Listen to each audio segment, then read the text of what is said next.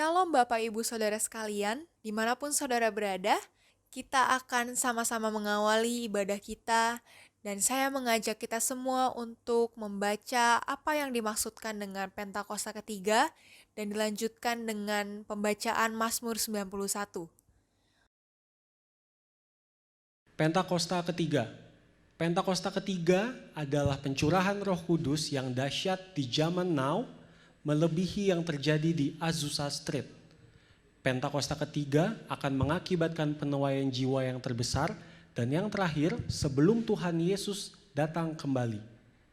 Pentakosta ketiga akan membangkitkan generasi Yeremia, yaitu anak-anak muda yang dipenuhi Roh Kudus, cinta mati-matian kepada Tuhan Yesus, tidak kompromi terhadap dosa, dan akan bergerak untuk memenangkan jiwa. Pentakosta ketiga lahir di Indonesia dan bergerak ke bangsa-bangsa. Gerakan ini dari timur ke barat dan akan kembali ke Yerusalem. Pentakosta ketiga akan memberikan kuasa untuk menyelesaikan amanat agung, dan setelah itu Tuhan Yesus datang kembali. Mazmur 91 dalam lindungan Allah. Orang yang duduk dalam lindungan yang maha tinggi dan bermalam dalam naungan yang maha kuasa akan berkata kepada Tuhan, tempat perlindunganku dan kubu pertahananku, Allahku yang kupercayai. Sungguh dialah yang akan melepaskan engkau dari jerat penangkap burung, dari penyakit sampar yang busuk. Dengan kepaknya ia akan menudungi engkau, di bawah sayapnya engkau akan berlindung, kesetiaannya ialah perisai dan pagar tembok. Engkau tak usah takut terhadap kedahsyatan malam, terhadap panah yang terbang di waktu siang, terhadap penyakit sampar yang berjalan di dalam gelap, terhadap penyakit menular yang mengamuk di waktu petang.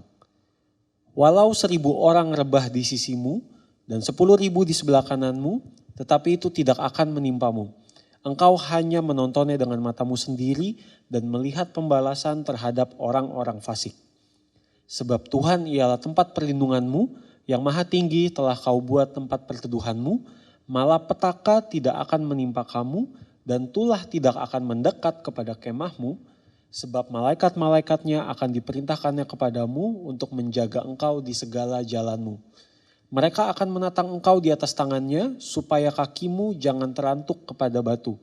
Singa dan ular tedung akan kau langkahi, engkau akan menginjak anak singa dan ular naga. Sungguh hatinya melekat kepadaku, maka aku akan meluputkannya. Aku akan membentenginya sebab ia mengenal namaku. Bila ia berseru kepadaku, aku akan menjawab. Aku akan menyertai dia dalam kesesakan. Aku akan meluputkannya dan memuliakannya. Dengan panjang umur akan kukenyangkan dia dan akan kuperlihatkan kepadanya keselamatan daripadaku.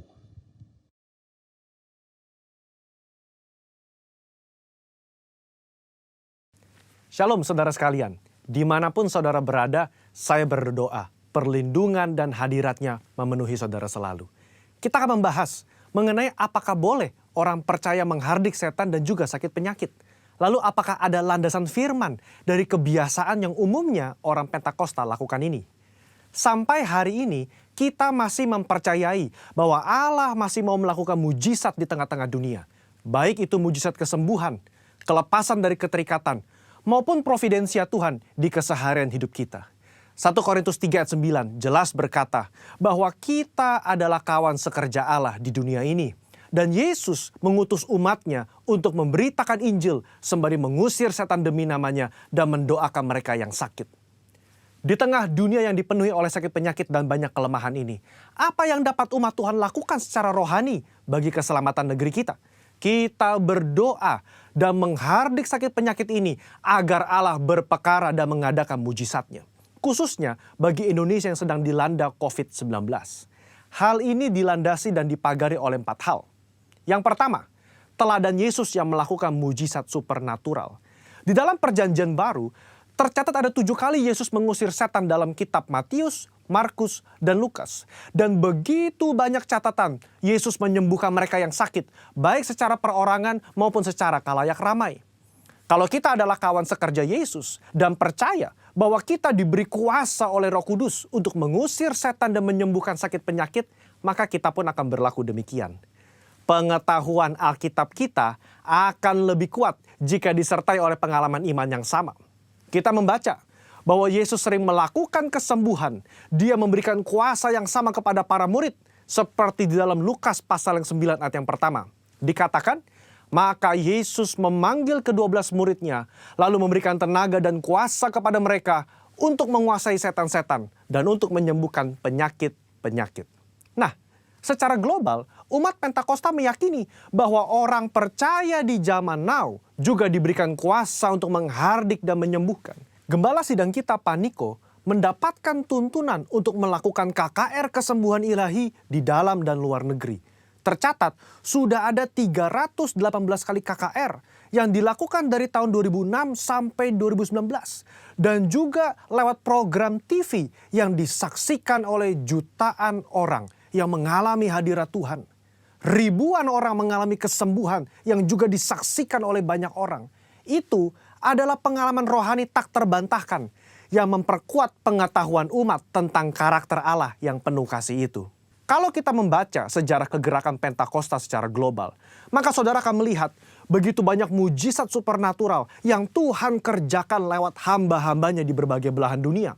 Itu semua semata-mata karena Allah mengasihi jiwa-jiwa dan Ia ingin semua orang diselamatkan. Yang kedua, otoritas firman Tuhan. Di dalam kehidupan orang percaya, firman Tuhan menjadi dasar dari apa yang kita lakukan sehari-hari. Kalau pertanyaannya adalah, apakah orang percaya boleh menghardik sakit, penyakit, dan setan? Tentu kita melihat dari teks Alkitab bagaimana Yesus dan para rasul melakukannya.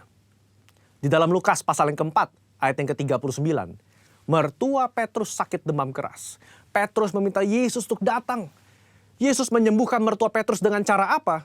Yesus menghardik demam itu dan penyakit itu pun meninggalkan dia. Ini yang menjadi dasar bagi orang percaya. Secara spiritual, kita berdoa dan menghardik sakit penyakit seperti yang Yesus lakukan.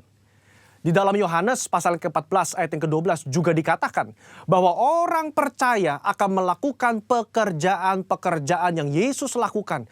Bahkan pekerjaan yang lebih besar lagi. Pekerjaan ini mencakup mujizat-mujizat yang Yesus lakukan. Karakter kerendahan hati yang Dia tunjukkan. Dan kasih yang diberikan kepada orang-orang yang membutuhkan. Inilah yang menjadi dasar bagi orang percaya untuk melangkah dengan iman di atas dasar janji firman Tuhan. Poin yang ketiga, ketaatan kepada pemerintah. Ketika gereja mengajak umatnya untuk berdoa syafaat bagi negeri ini, bukan berarti kita tidak mentaati pemerintah dalam melakukan physical distancing atau memakai masker. Roma 13 jelas mengajarkan bahwa orang percaya diminta untuk taat dan patuh kepada pemerintah sebagai hamba Allah di dunia untuk kebaikan kita. Dalam konteks pandemi COVID-19, maka ketika kita berdoa, menghardik pandemi ini agar cepat selesai, pada saat yang bersamaan, kita juga mentaati peraturan pemerintah dalam mematuhi protokol kesehatan. Poin yang keempat, menantikan waktunya Tuhan. Ketika kita berdoa syafaat dan melakukan tindakan iman seperti menghardik hal semacam ini, tidak terlepas dari kedaulatan Tuhan.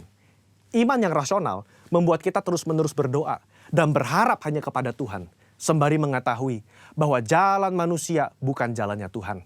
Rancangan manusia bukan rancangannya Tuhan. Contoh, ketika Daud berdoa dan berpuasa demi anaknya yang sakit, sebagai penghakiman Tuhan atas hubungannya yang salah dengan Batsheba, dia melakukannya dengan tidak jemu-jemu. Tetapi ketika Tuhan berkata lain dan anak itu harus mati, maka Daud segera bangkit. Dia makan dan kembali beraktivitas. Apa yang dapat kita pelajari? Orang percaya diminta untuk terus berdoa dengan tidak jemu-jemu. Tetapi jawaban final ada di tangan Tuhan. Rentang waktu ketika kita mulai berdoa sampai adanya jawaban dari Tuhan dapat digunakan sebagai waktu pertobatan dari sisi manusia dan juga waktu untuk mencari hadirat Tuhan. Saudara, apa kesimpulannya? Iman yang rasional bukanlah iman yang buta dan gegabah. Iman yang melibatkan akal budi dan pikiran kita sangat diperlukan dalam meresponi pandemi COVID-19 ini. Kita tetap mempercayai mujizat Allah di tengah bangsa kita. Kita berdoa untuk pemerintah agar diberi hikmat menyelesaikan pandemi ini. Dan kita pun mentaati protokol kesehatan, menjaga jarak, mencuci tangan, dan memakai masker.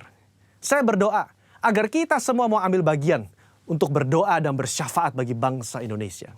Saudara-saudara, Untuk penjelasan lebih lengkapnya dari tim teologi kami, jangan lupa buka link yang ada di atas atau scan barcode yang tersedia. Tuhan Yesus memberkati saudara sekalian. Amin.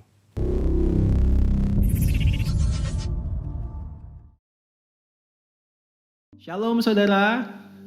Boleh sama-sama katakan dengan saya shalom. Puji Tuhan, kita sama-sama mengucap syukur atas penyertaan Tuhan yang sempurna. Kita boleh masuk di minggu yang pertama di bulan November. Siapa yang merasakan kebaikan Tuhan? Boleh lambaikan tangannya. Dan siapa yang percaya sampai hari ini Tuhan Yesus masih tetap bekerja di dalam kehidupan kita? Puji Tuhan. Kita akan sama-sama menyembah Tuhan. Mari siapkan hatimu. Mari kita berikan yang terbaik untuk kemuliaan Tuhan pagi hari ini. Kita sama-sama berdoa.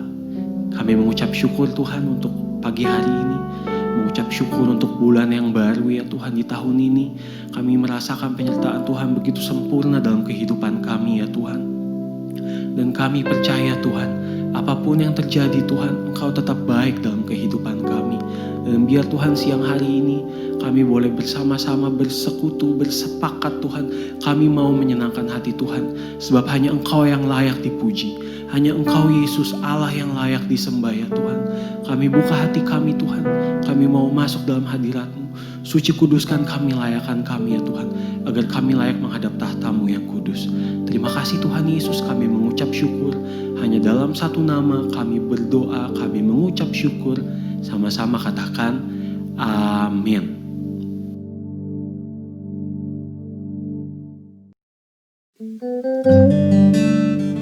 Sebab kami bersyukur untuk setiap penyertaan-Mu ya Tuhan.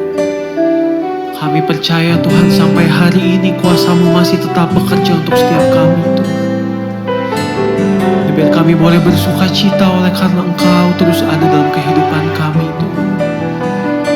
Mari saudara, dengan segenap ucapan syukur, kita angkat suara kita sembah Allah yang kudus. Haleluya. Terima kasih Tuhan, kami bersyukur Tuhan. Haleluya Yesus. Engkau Allah, Engkau Tuhan untuk setiap kehidupan kami Tuhan. Dan kami tetap percaya mujizat-Mu akan selalu ada Tuhan. Tak terbatas kuasa-Mu Tuhan, semua dapat Kau lakukan. Apa yang kelihatan mustahil bagiku, itu sangat mungkin bagimu. Tak terbatas kuasa-Mu Tuhan, semua dapat Kau lakukan. Amin. Apa yang kelihatan mustahil bagiku, itu sangat mungkin bagimu. Di saat ku tak berdaya, kuasa-Mu yang sempurna. Ketika ku percaya mujizat itu nyata, bukan karena kekuatan, namun Roh-Mu ya Tuhan. Ketika ku berdoa, mujizat itu nyata. Terima kasih Tuhan. Ini iman kami ya Tuhan. Terbatas kuasa-Mu Tuhan, semua dapat Kau lakukan. Amin Tuhan. Apa yang kelihatan mustahil bagiku, itu sangat mungkin bagimu. Kami percaya di saat ku tak berdaya, kuasa-Mu yang sempurna. Ketika ku percaya mujizat itu nyata, bukan karena kekuatan, namun Roh-Mu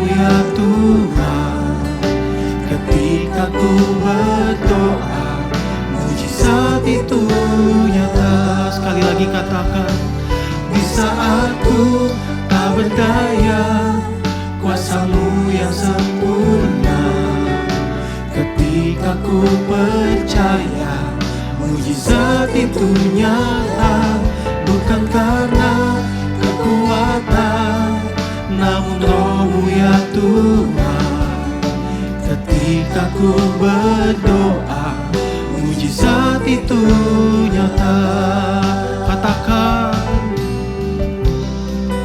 mujizat itu dekat di mulutku, dan ku hidup oleh percaya.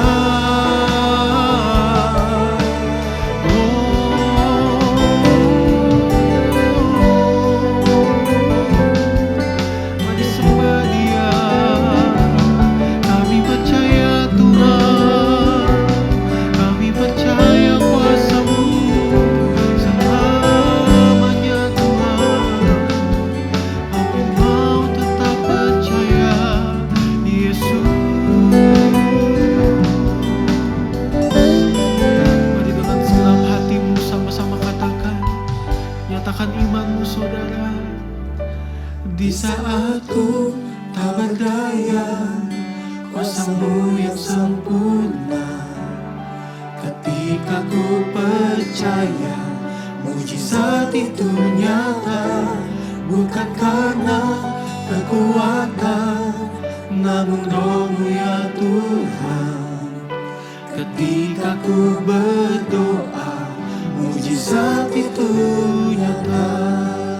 Ketika ku berharap, ketika ku berdoa, ketika ku percaya, mujizat itu nyata. Sebab kasih-Mu sempurna Tuhan, kuasa-Mu sempurna Yesus. Kami mau sembah Kau Tuhan selamanya, Yesus. Haleluya Tuhan. Mari bermazmur, mari sembah Dia Tuhan. Haleluya, Yesus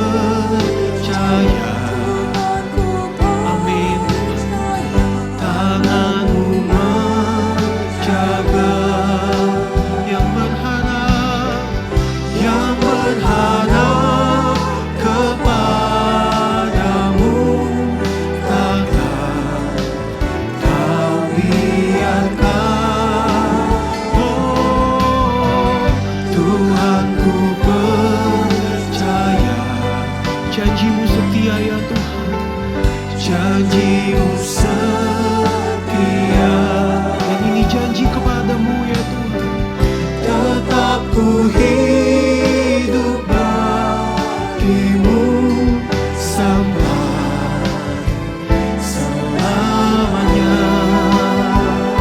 Sebab apapun yang terjadi Tuhan, apapun yang Kau izinkan kami alami Tuhan, kami tetap mau menyembah-Mu ya Tuhan.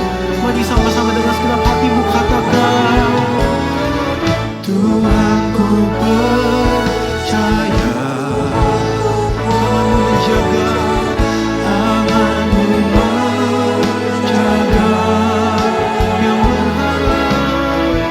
yang berharap kepadamu, takkan Kau biarkan. Tuhan ku percaya, janji-Mu setia ya Tuhan, janji-Mu setia.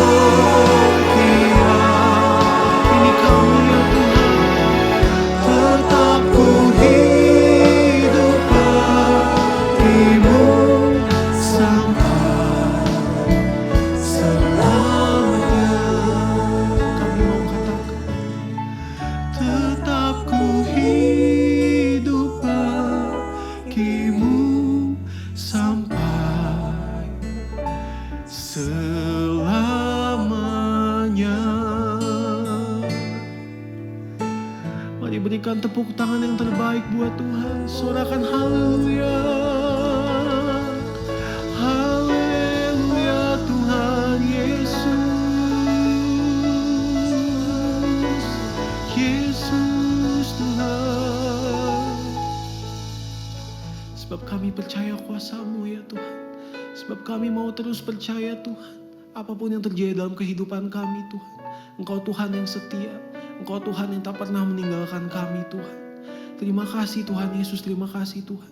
Kami mengucap syukur Tuhan, sebentar kami mau duduk diam di dalam hadirat-Mu. Biar Engkau yang pimpin Tuhan setiap firman yang boleh kami dengar. Kami buka hati kami Tuhan, biar saat ini menjadi waktunya kami dengan Engkau saja ya Tuhan.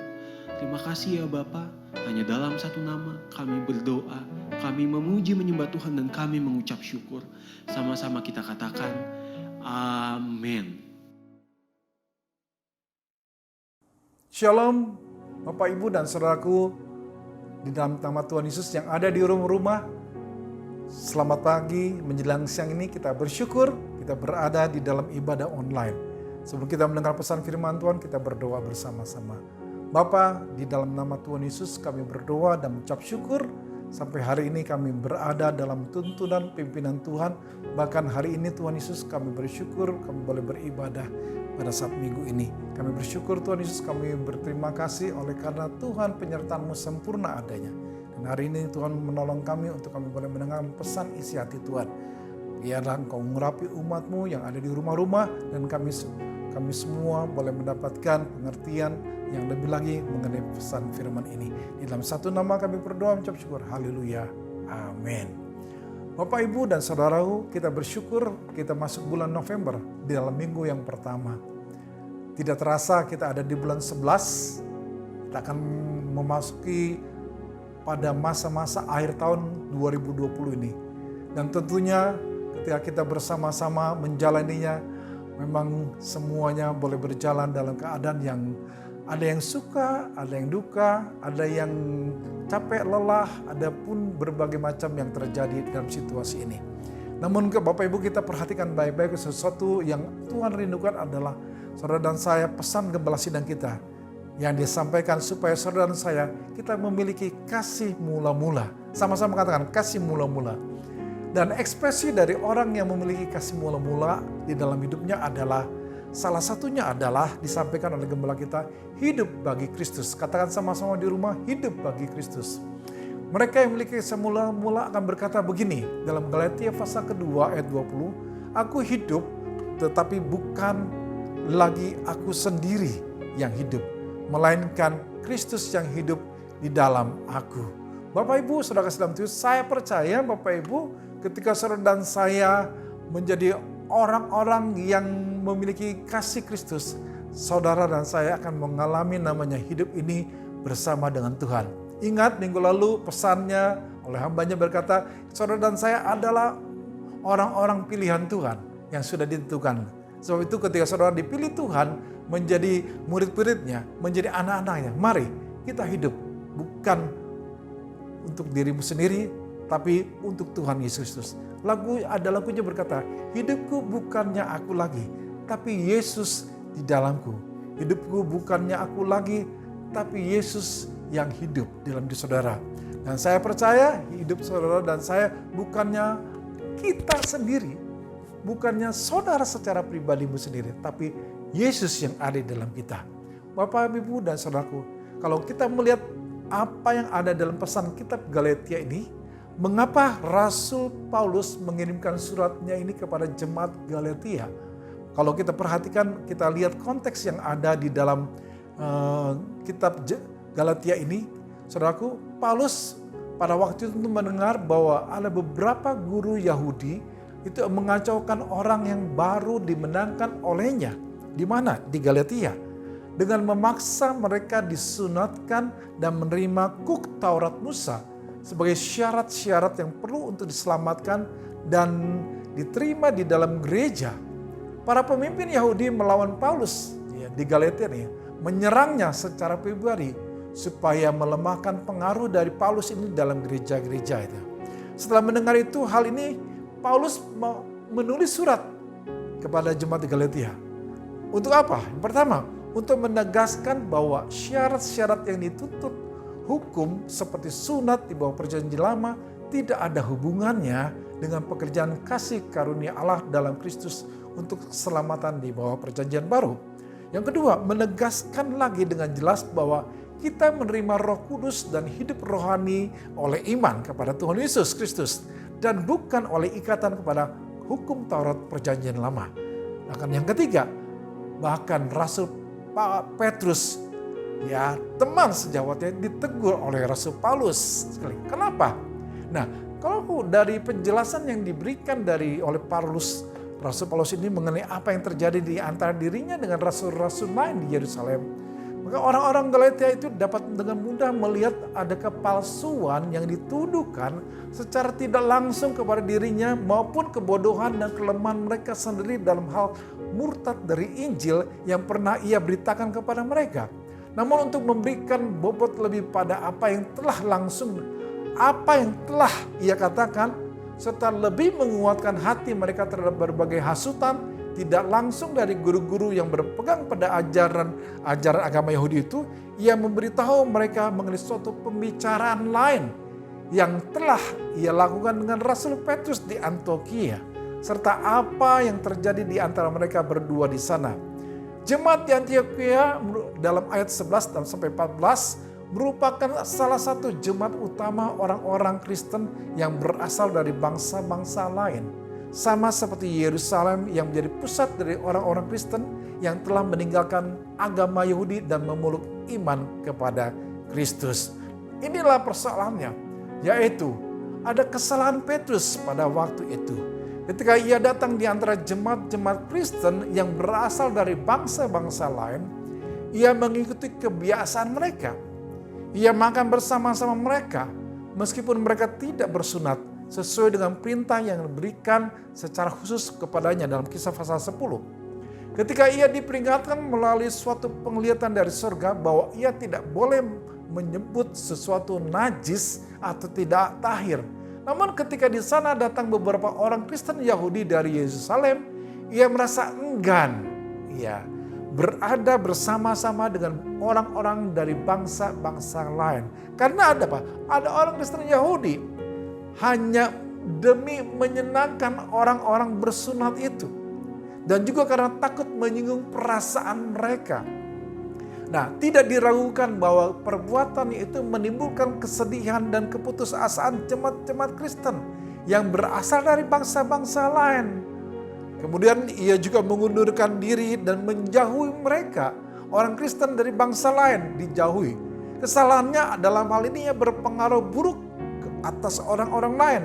Sebab orang-orang Yahudi yang lain pun turut berlaku munafik dengan dia. Walaupun mereka sebelumnya dapat menyesuaikan diri dengan lebih baik. Namun sekarang dari contoh ini mereka merasa keberatan makan bersama-sama orang-orang Kristen yang berasal dari bangsa-bangsa lain itu. dan berpura-pura tidak dapat melakukannya karena alasan hati nurani. Sebab orang-orang itu tidak bersunat. Sampai-sampai Barnabas sendiri salah seorang utusan untuk bangsa-bangsa lain dan seorang yang telah menjadi alat untuk menanam dan mengari jemaat-jemaat bangsa-bangsa lain turut terseret oleh kemunafikan mereka. Nah, perhatikan saudara di sini.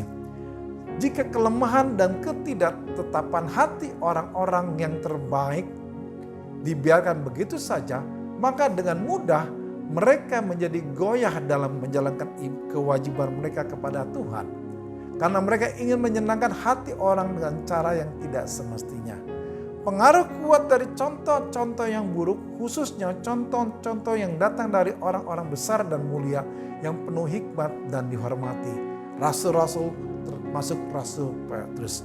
Makanya Rasul Paulus menegur kondisi yang terjadi pada saat itu. Sehingga dia menuliskan di dalam Galatia pasal kedua ini ayat 20 bahwa dia berkata begini bahwa saudaraku dikatakan, aku hidup tapi bukan lagi aku sendiri yang hidup, melainkan Kristus yang hidup di dalam aku. Nah Bapak Ibu kasih dalam kita kembali kepada yang ada di dalam pesan firman Tuhan ini. Nah Bapak Ibu kasih dalam saudaraku dalam Tuhan Yesus Kristus.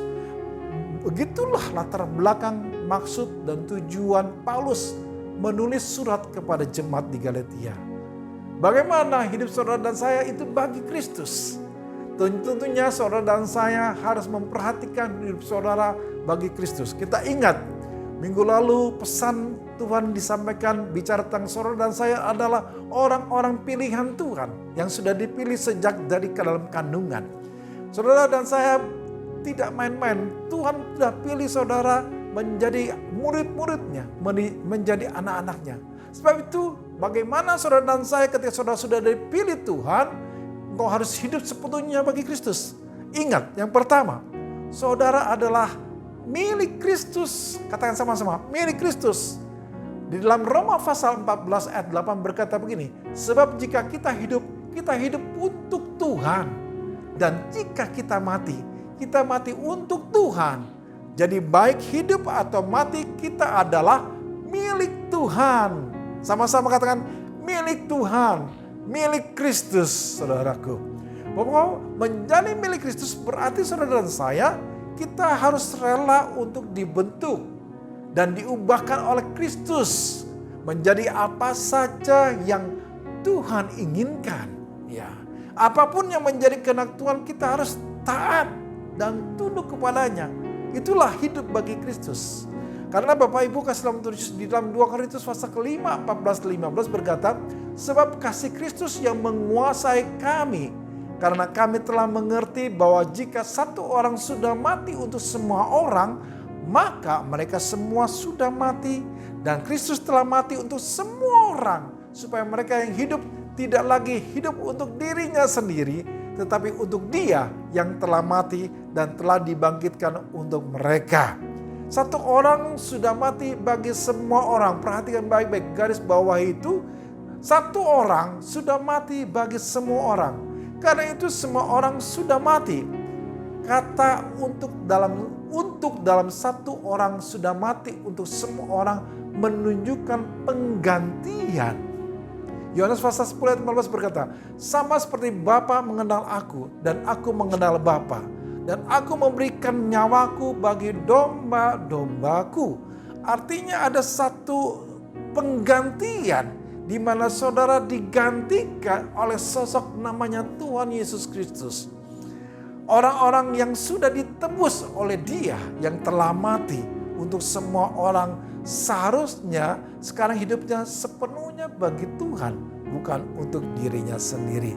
Yang setuju sama-sama katakan amin. Artinya saudara dan saya kita dapat hidup sepenuhnya bagi Kristus ketika kuasa penebusan Kristus di atas kayu salib di Bukit Kalvari bekerja di dalam diri saudara dan saya. Sebelum kita percaya kepada Tuhan Yesus, keberadaan saudara dan saya adalah orang-orang yang berdosa dan orang yang disebut dengan manusia lama. Manusia lama menunjukkan kepada suatu keadaan dosa yang telah membelenggu diri manusia. Sehingga manusia menjadi hamba atau budak dari berbagai keinginan dosa. Karena itu manusia lama diidentikan dengan tubuh dosa, yaitu keadaan dosa yang menyebabkan seluruh diri manusia kehilangan kemampuan untuk hidup benar di hadapan Tuhan. Kehidupan manusia lama tidak akan pernah dapat berubah menjadi manusia baru. Dengan hanya saudara dan saya kita berbuat baik, melakukan peraturan-peraturan keagamaan. Karena itu manusia membutuhkan seorang juru selamat. Jadi hanya dengan pertolongan Allah sendiri manusia dapat berubah menjadi manusia baru. Dalam suratnya Petrus mengingatkan dalam 1 Petrus pasal 1 ayat 18-19, sebab kamu tahu bahwa kamu telah ditebus dari cara hidupmu yang sia-sia, yang kamu warisi dari nenek moyangmu itu, bukan dengan barang yang fana, bukan pula dengan perak atau emas, melainkan dengan darah yang mahal, yaitu darah Kristus, yang sama seperti darah anak domba yang tak bernoda dan tak bercacat. Karena itu saudaraku, kita, saudara dan saya sudah ditebus dengan darah Kristus yang mahal, yang sama seperti darah anak domba yang tak bernoda dan tak bercacat. Maka sudah seharusnya saudara dan saya hidup kita sepenuhnya bagi Kristus, milik Kristus. Hidup kita bukanlah milik kita sendiri, melainkan Kristus Yesus. Saudara dan saya, jika kita masih menganggap atau merasa bahwa hidup saudara dalam milik Kristus, maka pada saat Tuhan Yesus meminta menyerahkan seluruh hidup saudara untuk sungguh-sungguh hidup dalam kebenaran, melepaskan apa yang menurut saudara dan saya nyaman untuk dijalani dan sulit untuk kita lepaskan, melepaskan apa yang menjadi kesenangan, kesayangan kita, serta semua yang berharga dari hidup kita, maka kita akan mudah menyerahkan semua itu. Karena kita telah merasa bahwa hidup ini bukan lagi milik kita, tapi milik Tuhan Yesus. Yang setuju sama-sama katakan amin. Yang kedua, saudara dan saya harus mempunyai pikiran dan perasaan Kristus. Filipi pasal 2 ayat 5 berkata, hendaklah kamu dalam hidupmu bersama-sama menaruh pikiran dan perasaan yang terdapat juga di dalam Kristus Yesus. Saudaraku, Bapak Ibu, ilmu pengetahuan semakin berkembang. Bahkan di China, bahkan negara maju lainnya, di Amerika Serikat, di Rusia, ada satu laboratorium ingin membangkitkan orang mati yang disebut dengan cryogenik, membengkukkan manusia sampai nanti tiba saatnya teknologi dapat membangkitkan mereka kembali. Tubuh yang sudah meninggal disimpan di dalam kontainer stainless steel yang mengandung nitrogen cair super dingin, diawetkan. Dan ketika saat waktunya teknologinya mereka sudah dapatkan, mereka ingin bangkitkan lagi. Banyak sekali inovasi yang diciptakan oleh manusia. Manusia sekali lagi semakin berlomba-lomba untuk apa? Menjadi yang terbaik. Akal, pikiran, atau logika menjadi tumpuan harapan mereka untuk mendapatkan kemajuan dan meraih kesuksesan. Manusia menjadi lebih mementingkan diri sendiri ketimbang memperhatikan orang lain. Hari-hari ini kita juga sudah jelas memperhatikan di belahan bumi yang ada di seluruh dunia, bahkan di Indonesia juga. Manusia semakin tidak peduli lagi dengan lingkungan sekitarnya. Sementara di sisi lain, masih banyak orang yang memerlukan bantuan. Belas kasihan dari kita semua. Masih banyak orang yang kekurangan, bahkan kelaparan. Saudaraku, sifat ketidakpedulian manusia semakin memperbesar jurang pemisah antara orang yang berada dan yang tidak punya. Dan Alkitab mengajarkan untuk saudara dan saya bahwa saudara dan saya harus mengasihi sesama manusia. Dan hukum yang kedua yang sama dengan yang pertama adalah kasihilah sesamamu manusia seperti dirimu sendiri. Berarti saudara dan saya harus memperhatikan orang lain sama memperhatikan dirimu sendiri. Nah, sifat ini yang perlu saudara miliki. Perasaan karakter Kristus itu harus ada dalam diri saudara dan saya. Yang tidak boleh dilupakan. Kristus datang untuk menyelamatkan manusia. Dia menanggalkan segala keberadaannya sebagai Allah untuk menjadi manusia. Dan bahkan rela mati di kayu salib. Dan itu semua dilakukannya karena dia begitu mengasihi manusia. Dia pun telah memilih dan menetapkan saudara dan saya untuk melanjutkan tugasnya di muka bumi. untuk dapat melakukan kehendak Tuhan, kita harus memiliki pikiran perasaan Kristus. Tanpa pikiran dan perasaan Kristus, kita akan sulit untuk mengasihi sesama kita. Karena pikiran dan perasaan saudara akan sangat mempengaruhi kehendak kita masing-masing. Kasih Kristus yang akan memampukan saudara untuk mengasihi orang lain. Tidak mudah memang. Karena itu ingat saudaraku, Filipi pasal 2 ayat 2 berkata, karena itu sempurnakanlah sukacitaku dengan ini. Hendaklah kamu sehati sepikir dalam satu kasih, satu jiwa, satu tujuan, dengan tidak mencari kepentingan sendiri atau puji-pujian yang sia-sia. Sebaliknya hendaklah dengan rendah hati yang seorang menganggap yang lain lebih utama daripada dirinya sendiri. Dan janganlah tiap-tiap orang hanya memperhatikan kepentingannya sendiri, tetapi kepentingan orang lain. Ingat Bapak Ibu, kalau Bapak Ibu perhatikan baik-baik, saudara dan saya, ketika saudara dan saya ingin memiliki pikiran perasaan Kristus, sekali lagi, saudara harus punya belas kasihan seperti Allah, kasih Tuhan, yaitu mengasihi sesama dan setiap saudara dan saya. Yang kedua, Bapak Ibu ingat perhatikan, saudara harus membaca, merenungkan firman Tuhan, serta melakukan perintahnya. Hidup akan semakin diubahkan. Hidup saudara dan saya tidak akan menuruti kehendak pribadimu sendiri, melainkan kehendak Bapa di surga. Oleh karena itu saudaraku, memiliki pikiran dan perasaan Kristus itu, sekali lagi, saudara dan saya harus memiliki keinginan, kerinduan untuk membaca dan merenungkan firman Tuhan. Bapa di surga sangat rindu agar saudara dan saya, manusia ciptaannya, dapat datang kepada Tuhan melalui Kristus. Masih banyak orang-orang yang belum mengenal kasih-Nya Tuhan. Masih banyak orang yang membutuhkan uluran tangannya. Sebab itu perhatikan baik-baik. Pada waktu saudara dan saya, ketika saudara hidup, saudara bukannya saudara lagi, saudara harus bersama-sama katakan, kau harus punya pikiran dan perasaan Kristus. Yang ketiga, hidup saudara harus hidup di dalam Tuhan, bukan di luar Tuhan. Tinggallah di dalam aku dan aku di dalam kamu, sama seperti ranting tidak dapat berbuah dari dirinya sendiri.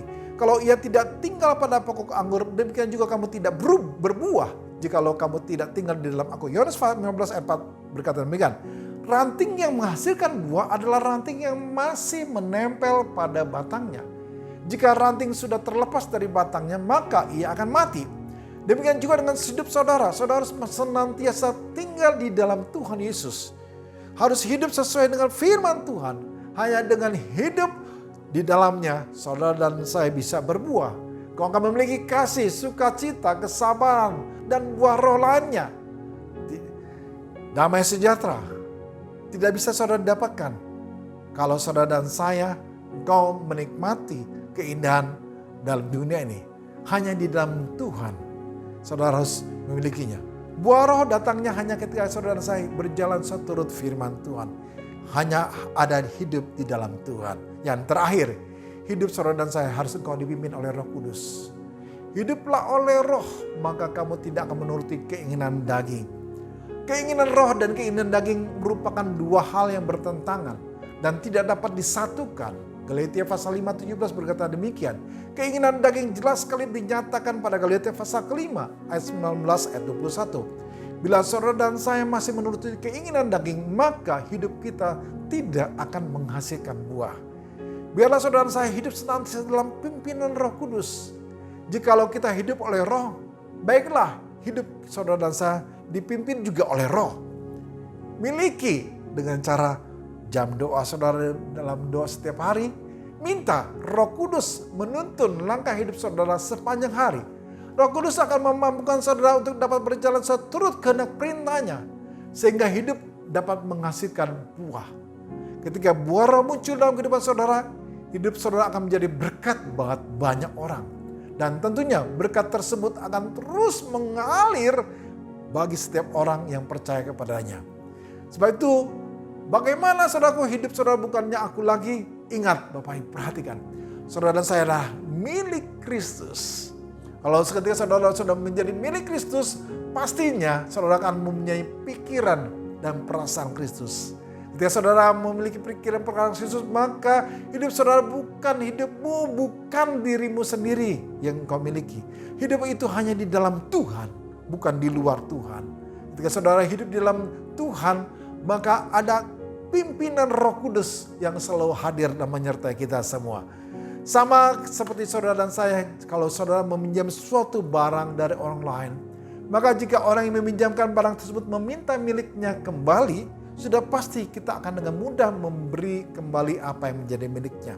Karena kita memang bukan pemilik barang tersebut. Sangat beda bila barang itu adalah milik sendiri. Apabila jika barang tersebut sangat berharga, maka pasti akan agak sulit untuk memberikannya kepada orang lain. Karena itu adalah milik sendiri. Itulah yang terjadi bila saudara merasa atau menganggap bahwa sesuatu yang berharga itu adalah milik sendiri. Dan kita sebagai pemiliknya. Hal yang sama dengan itu saudara terjadi dalam hidup kita sendiri dengan Tuhan. Jika saudara kekasih dalam Tuhan Yesus masih merasa bahkan menganggap bahwa hidup saudara dan saya adalah milik diri sendiri, maka ketika Tuhan meminta saudara untuk menyerahkan di hidupmu dan melepaskan kesenangan dan zona nyaman saudara setelah hidup sungguh-sungguh untuk Tuhan, maka kita akan merasa sulit untuk melakukannya semua itu. Bahkan mungkin saja engkau akan tawar-menawar dengan Tuhan untuk melakukan itu semua karena masih merasa bahwa hidup saudara adalah milik saudara sendiri. Tapi sebaliknya jika saudara merasa menganggap bahwa saudara hidup adalah milik Tuhan sepenuhnya dan Dia sebagai pemilik hidup kita satu-satunya, maka saudara akan dengan mudah menyerahkan kembali sesuatu yang paling berharga dari hidup saudara kepada pemiliknya. Karena saudara bukan lagi pemilik hidup. Oleh sebab itu ketika Tuhan meminta untuk menyerahkan seluruh hidup saudara kepada Tuhan dan melepaskan segala sesuatu yang disenangi atau disayangi, bahkan mungkin yang sangat berharga dan sudah dilepaskan sekalipun, tapi itu akan dengan mudah saudara dan saya bisa melepaskannya kepada pemilik saudara, yaitu Tuhan.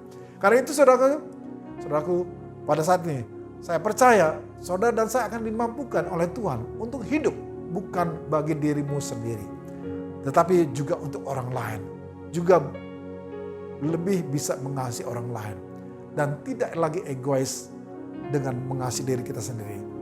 Tetapi hidup saudara bersama dengan Dia. Sepanjang hidup nih, dari sekarang dan sampai selama-lamanya. Amin. Mari kita berdoa bersama-sama. Kami bersyukur Tuhan pada saat ini kami bersama-sama mendengar pesan firman Tuhan yang berbicara tentang hidupku ini bukan aku lagi, tapi Engkaulah Yesus sebagai Tuhan kami yang menjadi pemilik kehidupan ini. Karena Engkau sudah menebus kami dari dosa kami, manusia lama kami, dan kami diubahkan menjadi manusia yang baru. Kami bersyukur untuk semua keadaan itu.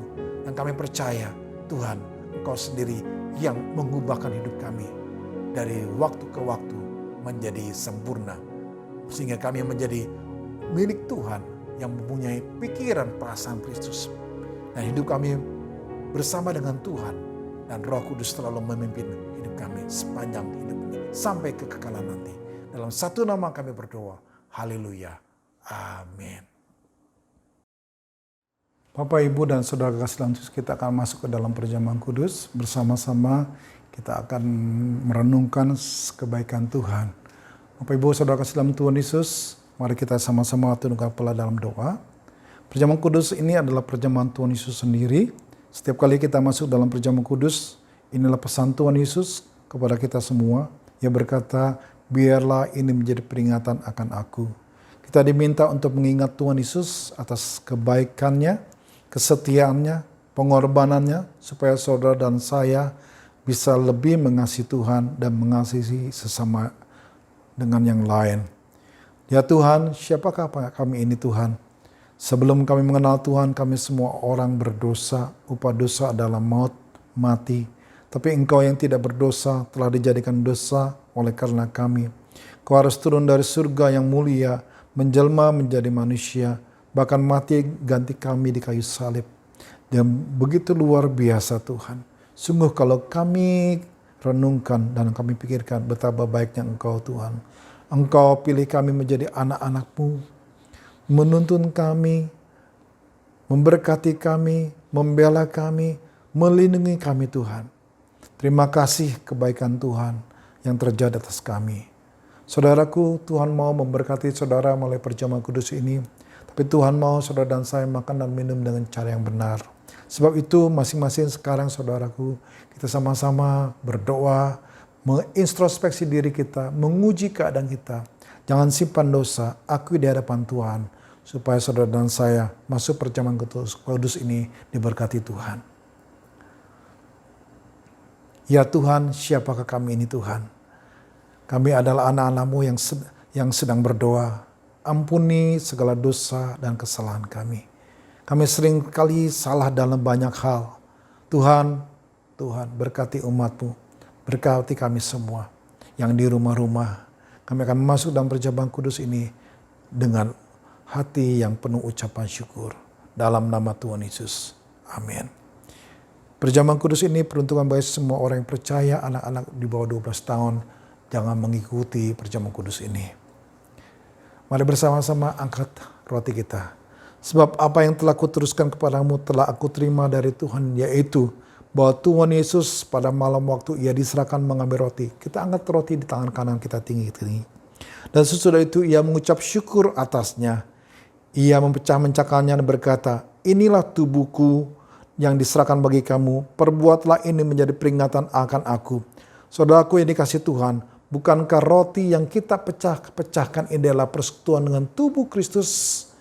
Mari kita makan di dalam nama Tuhan Yesus Kristus.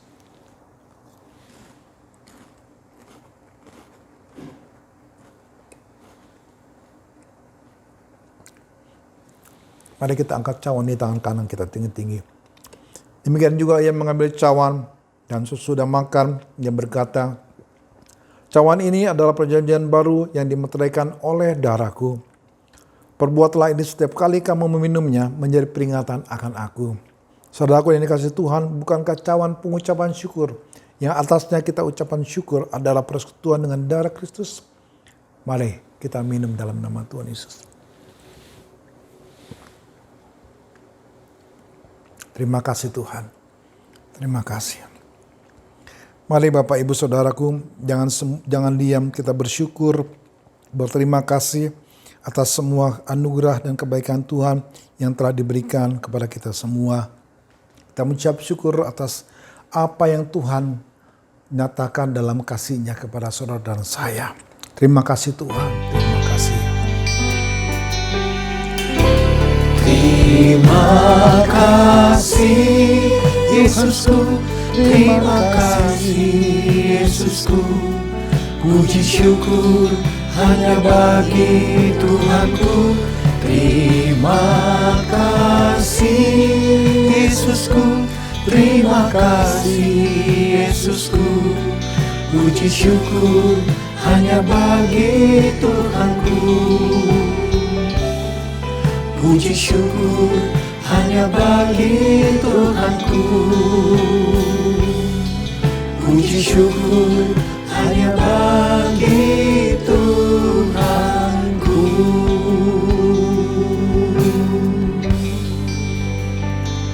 Terima kasih Yesus, terima kasih kami sudah bersama-sama memperingati setiap kebaikan Tuhan. Dan terima kasih Tuhan, kami masuk dalam perjamuan kudus dengan ucapan syukur. Biar kami semakin mengasihi Engkau dan sungguh-sungguh setia dan taat kepada firman Tuhan. Terima kasih berkati Tuhan Yesus setiap umat-Mu, berkati mereka berlimpah-limpah, dan Tuhan sertai dalam setiap usaha pekerjaan, keluarga rumah tangga, dan apapun yang mereka lakukan Tuhan, Engkau berikan kemenangan demi kemenangan. Besertalah dengan setiap umat-Mu, dalam nama Yesus. Haleluya. Amin. Mari Bapak Ibu Saudara kasih dalam Tuhan Yesus, kita akan bersama-sama terima berkat dari Bapa di surga. Arahkan hati dan pikiran saudara dan angkat kedua belah tangan saudara. Bapak Ibu Saudara kasih dalam Yesus, terimalah berkat kekasih Yesus Kristus. Berkat yang datang dari Allah Bapa di surga, di dalam anak yang tunggal Yesus Kristus, persekutuan, penghiburan, pembelaan, dan bahkan kuasa Roh Kudus menyertai kita semua dari hari ini sampai kedatangan Yesus kedua kali dan bahkan sampai selama-lamanya. Yang percaya berkata sama-sama, amin. Selamat hari Minggu dan selamat menikmati kasih Tuhan dan andalkan Tuhan setiap hidupmu. setiap hari. Tuhan Yesus memberkati, Tuhan Yesus berkati, jagalah kesehatan semua. Haleluya, amin.